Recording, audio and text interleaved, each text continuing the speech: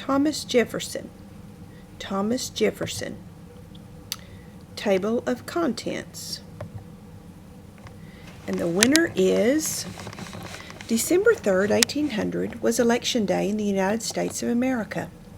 4 candidates were running for president, but when the votes were counted, there was no winner. It took more than 2 months and 36 votes by the House of Representatives to declare one.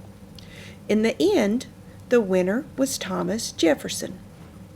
As President of the United States, Jefferson would help the young country thrive. Yet long before he was elected, Jefferson had already served his country.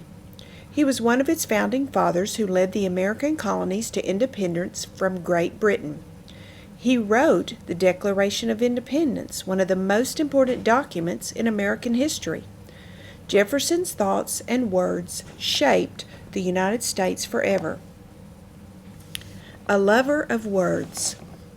Thomas Jefferson was born on April 13, 1743, at Shadwell, his family's plantation in Virginia. He was the third of 6 children born to Jane and Peter Jefferson. At the time, Virginia was one of the 13 colonies in North America under the rule of Great Britain. Peter Jefferson was a member of the House of Burgesses. This was the first assembly in North America elected to make local laws. He was also a successful farmer, land surveyor, and map maker. Peter owned a large amount of land and kept slaves. The Jefferson home included a library with 29 books. That was a large number for a personal library at the time. By Thomas's 6th birthday, he had read them all. Jefferson and slaves. Plantation owners used slaves to work their land. Jefferson's father had 40 slaves. Jefferson inherited those slaves when his father died. He eventually would own several hundred. Jefferson believed that slavery was wrong, but he never freed his slaves.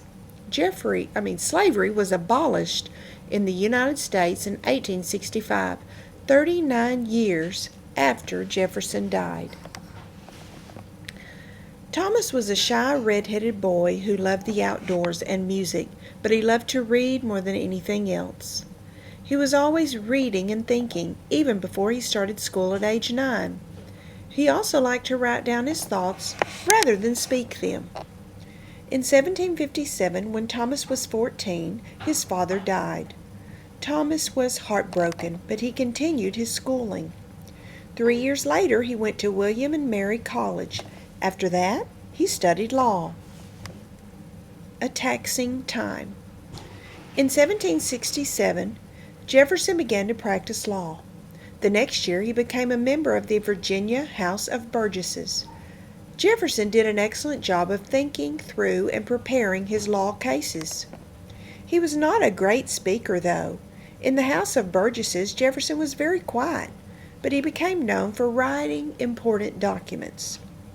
Jefferson's career began at a time when tensions were growing between Great Britain and her colonies. British lawmakers were imposing many rules on the colonies and making the colonists pay high taxes. The colonists were angry that the people who lived so far away were making decisions about their lives. The colonists wanted to have representatives in the British government. They believed there should be no taxation without representation. The British government refused to give the colonists a voice in making laws. The colonists held many protests, and Great Britain sent troops to the colonists to keep peace. Jefferson was among those who thought the British government was being unfair. He thought government had a responsibility to take care of and help its citizens. In 1769, Jefferson voted to stop buying British goods as a way to protest the British government's high taxes. Great Britain, however, continued to impose rules and high taxes on the colonists. The colonists grew so frustrated that they decided to meet to discuss the situation. Monticello, the Jefferson family home. In 1769, Jefferson started building his dream home on a mountaintop in Virginia. He designed the home himself and called it Monticello. On New Year's Day in 1772, Jefferson married Martha Skelton, and brought her to live at Monticello, which was still being built. The house was a labor of love for Jefferson. He kept redesigning it and adding to it for 40 years. In 1774, representatives from almost every colony went to Philadelphia to take part in the First Continental Congress. The Congress declared that the colonies were loyal to Great Britain. At the same time, they argued that Parliament should not be allowed to tax them. Great Britain did not stop the taxes, and tensions continued to grow. On April 19, 1775, armed citizens of Massachusetts fought the British Army. This was the start of the Revolutionary War. A Second Continental Congress was called. The painting, "The Shot Heard Round the World," depicts the first shots fired as British soldiers marched toward Concord, Massachusetts. Writings that shaped the United States. Thomas Jefferson attended the Second Continental Congress as the representative from Virginia. At the Congress, Jefferson met leading thinkers from the other colonies, including John Adams from Boston. The two became close friends. The Congress decided that the colonies had to declare their independence from Great Britain. A brilliantly written document was needed to inspire the colonists. Adams knew that Jefferson was an exceptional writer and insisted he write the document. Jefferson went to work in his small rented room in Philadelphia. Within 17 days, he had a draft of the Declaration of Independence. The Declaration of Independence. Many of Jefferson's own beliefs went into the Declaration of Independence. One of the parts most quoted today reads, "We hold these truths to be self-evident, that all men are created equal, that they are endowed by their Creator with certain unalienable rights, that among these are life, liberty, and the pursuit of happiness." The Second Continental Congress approved the Declaration on July 4, 1776. It was America's Independence Day. The Revolutionary War, however, would not end until 1783. Jefferson returned to Virginia after the Declaration of Independence was approved. He was elected to Virginia's House of Delegates, formerly the House of Burgesses, where he served until 1779. He ended the unfair law in which the oldest son received all of a family's wealth when his father died. He argued that all white males had the right to an education no matter their background, and wrote laws setting up free public schools.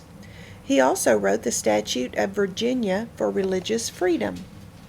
Jefferson put many of his personal beliefs about religion into the statute. He believed that people should be free to practice whatever religion they wanted. He also believed in a separation of church and state. According to Jefferson, religion and government were two very separate things. He did not think either one should have power over the other. These were fairly new ideas at the time. First, second, third. In 1789, George Washington was elected the first U.S. president. Jefferson became the country's first Secretary of State.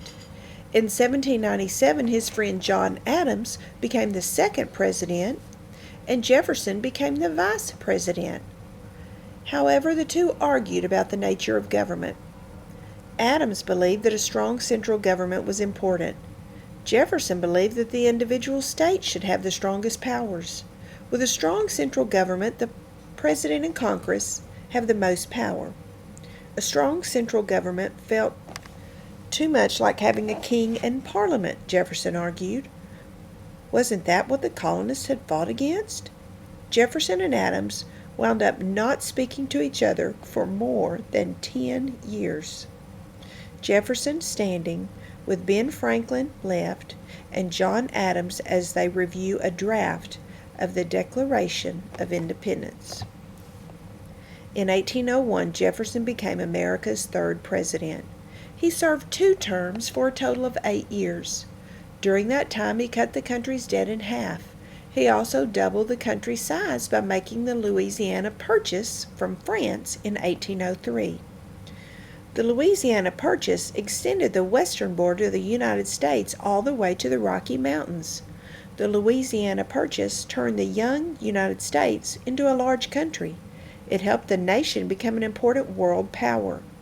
It was also the first time in history that so much land had been exchanged by 2 countries without war.